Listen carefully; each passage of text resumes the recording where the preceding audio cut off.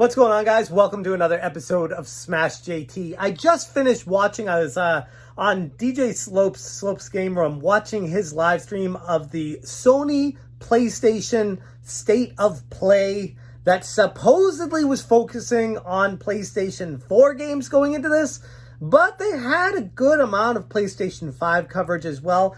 Overall, it wasn't a complete bust until the end, because good lord, the end of this thing. But otherwise, it was decent, and there are a lot of games for people to be excited about. JT.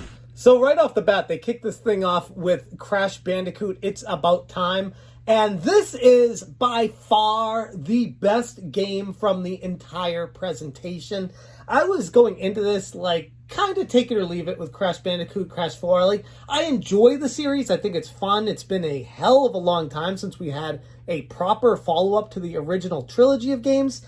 And I was just kind of like, okay, that just looked like another one of the Crash games. But the more this trailer went on, the more fantastic it got. It looked like it has parts of Donkey Kong Country mixed in with more modern 3D platforming. Not to mention the graphics look absolutely fantastic, even though it's going to be on PlayStation 4. Doesn't seem to be slowing down what the graphics look like. I mean, let's be real, the PlayStation 4 has fantastic graphics already, so it's going to be a high bar for any games on the PlayStation 5 to keep up with, because these games on the PS4 still hold up really well. And one of the things I took from this presentation is the games that are coming out for PlayStation 4, they're going to be coming out well into 2021. Support for the PS4 is not stopping the day that the PS5 launches. The install base for the PS4 is gigantic, and it would absolutely be ridiculous for these publishers to just abandon that user base.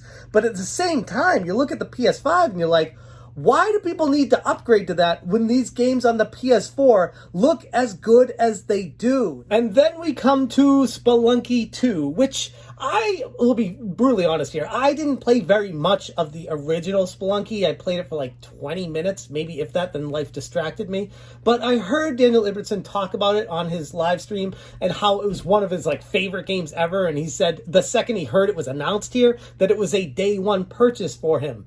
And all that tells me is I really need to give some time to Spelunky if that's how good this game was to him. And this game looks to add a ton more features, more weapons, more items, more level design, different things, more online co-op, tons of different modes with it as well. So something that I'm keeping on my radar, but not going to bother getting around to until I at least get to the original Spelunky. But for those who love the original Spelunky game, this was something for you to be absolutely thrilled about. Then they announced Genshin Impact, which to me, it was like, meh, looked like another Breath of the Wild clone with anime girls. Like, that's what this game looks like. And I'm sure it's more than just that, but that was the initial vibe I got from watching on the live stream. Does it look bad? No, it doesn't. It's just, I mean, how many of these types of games can we play and get excited about? Like, even the bow and arrow and the fire explosions, the cel-shaded graphics, like everything about this just screamed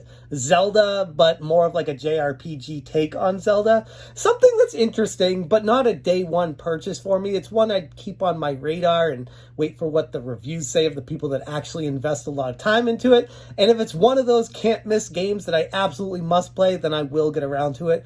But right now, my initial vibe from it is just kind of like, okay, another Breath of the Wild clone kind of game. Then they moved on to a game called Aeon Must Die or something like that. I'm not really sure exactly if that was the title, but it looked interesting, like a side-scroller beat-em-up, maybe, with a whole bunch of other type of action to it.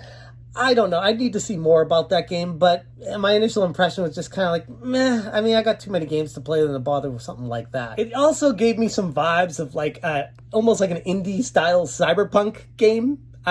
With like side-scroller. I mean, maybe they were trying to capitalize on the cyberpunk popularity that's coming down the pipe right now, but I mean, as far as watching this, there's nothing really stuck out about this game in particular that I just absolutely had to play. Again, though, interested to see what the reviews are on it, because it doesn't look atrocious. It doesn't look bad. It just, you gotta do a lot to sell gamers on games these days because there's so many games to play.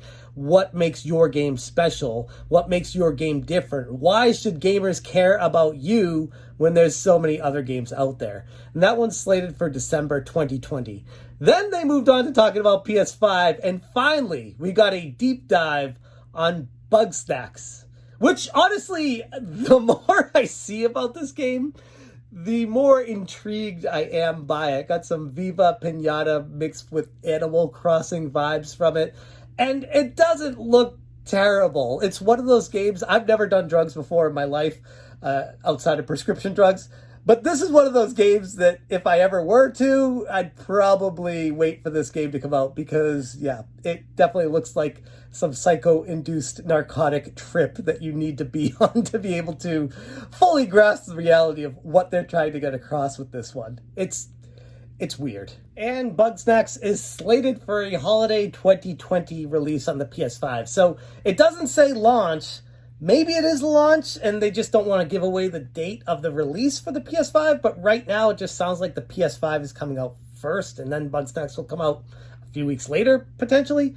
Anyways, one of the highlights of the show was this Star Wars one. It was called Vader Immortal VR. And I don't really play my PSVR as much as I'd like to. There's just not really many reasons to. This one looks very interesting. I'm questioning if it's going to be like a full-on game or if it's just going to be an experience like the Batman VR game was. It feels like this is kind of trending more towards that, which is not what I'd want, but ultimately still looks fun too. So yeah, I'm going to be checking this one out and hopefully it comes through. Then they highlighted expansion, a DLC for Control, which was the game of the year for a lot of people last year. I still haven't gotten around to playing it. I know I need to. It looks fantastic. But like I said earlier, there are just so many games to try to keep up with right now. Developers really need to knock it out of the park for you to be interested in spending a lot of time on any particular game that comes out. This DLC is called Control the expansion, whatever, and look cool, but from someone who hasn't played the original Control, I need to play that first. But for those of you who have played it, something to get excited about with this. Then they kind of twisted and turned into something that made it look like an action-adventure game, and then it just turned into what amounted to a chess board game style. And I immediately lost all interest. There's way too much going on here. It looks like a mobile phone gacha game. It looks like something that I don't have the time for that. I'm sure there are people out there interested, but it's too overcomplicated. There's too much going on. There's too many lights and explosions. It's too much. It's just not my cup of tea. For those of you that are interested in a board game chess mashup, this is Auto Chess. Comes out late October. Great. Then another game, the Pedestrian, looks absolutely fantastic, but my excitement was tempered when I found out this is already available on Steam. So I'm just going to go download it on that if I want to play it right now. There's no reason to get excited or buy a PS4 just to be able to play this game. Yes, if you want the console experience, it's coming, but like a lot of people were saying in the live stream, this seems like the type of game that would have been perfect for VR if they added VR just as a part of it, just to be able to play the game and feel like you're moving around and connect the screens. It looks awesome. It really does. And it wasn't even on my radar before they highlighted it here, so I do have to thank Sony for at least showing me this game that I didn't even know about beforehand. And this one is coming out in 2021 on the PlayStation 4. So I don't know. It's hard to get excited for that when it's already available on Steam right now. But anyways, then they moved on to talking about a couple PS5 games before they ended this grand finale with the most terrible ending to any kind of direct carbon copy that you could imagine.